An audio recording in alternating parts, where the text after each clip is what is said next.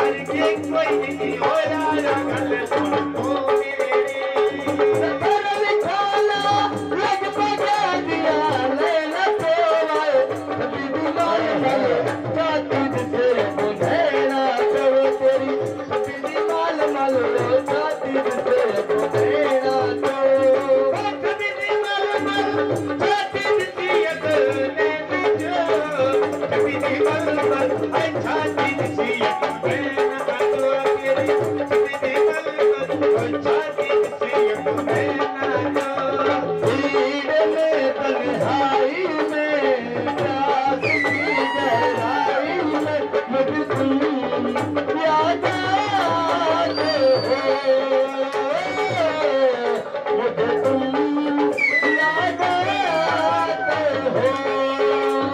तेरे चक्कर